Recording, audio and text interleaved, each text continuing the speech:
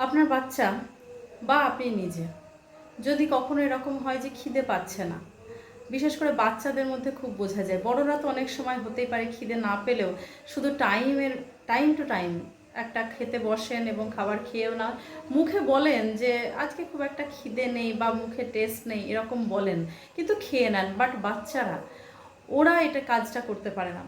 ওদেরকে যখন দেখবেন যে খিদে পাচ্ছে না বা আপনি বলেও ওদেরকে খাওয়ানো যাচ্ছে না, একবার জিভটা চেক করবেন।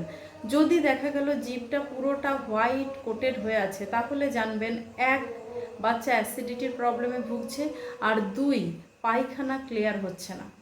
পায়খানা আগে দেখবেন যে ক্লিয়ার হচ্ছে কিনা, কারণ কনস্টিপেশনের প্রবলেম থাকলে বাচ্চাদের জিভ সাদা হয়ে যায়।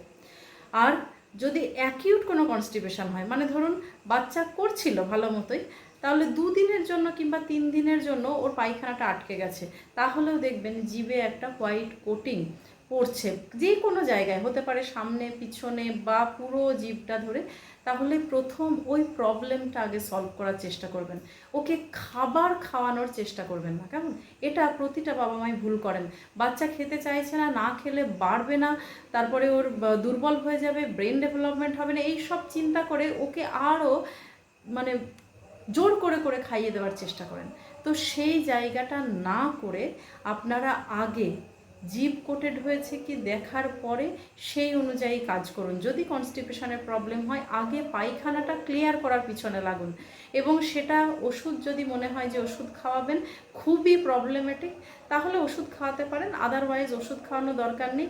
আমি বলবো প্রথমত শাক, মানে যে শাক আমরা খাই সেটা আপনি ওর জন্য রান্না করে দিন, এবং বেশ পরিমাণে, মানে ও বাচ্চা অনুযায়ী যতটা পরিমাণে খাওয়া দরকার ওই পরিমাণে শাক দিন, কুমড়ো সিদ্ধ দিন, পেঁপে সিদ্ধ দিন, আর ভেন্ডির সবজি দিন, বা ভেন্ডি সিদ্ধও আপনি দিতে পারেন, অ্যাড করতে পারেন। তো এই কটা জিনিস যদি আপনি রেগুলার বেসিসে খাওয়ান, দেখবেন 10-15 দিন বাদে বাচ্চার পায়খানাটা রেগুলার হয়ে যাবে। আর প্যাকেটের খাবার বন্ধ করুন, জল সঠিক পরিমাণে খাওয়ান, আর ফল খাওয়ান, কেমন? তো এইগুলো করলে পায়খানা যদি ক্লিয়ার হয়, বাচ্চা এমনিই খাবে, ওটার জন্য জোর করতে হবে না। তো প্রতিটা বাবা মাকে আমার এই রিকোয়েস্ট রইল যে আগে কজ অনুযায়ী, মানে কি কারণে ওর প্রবলেমটা, সেই কারণটাকে আগে রিমুভ করার চেষ্টা করুন। ভালো থাকুন, সুস্থ থাকুন, থ্যাংক ইউ।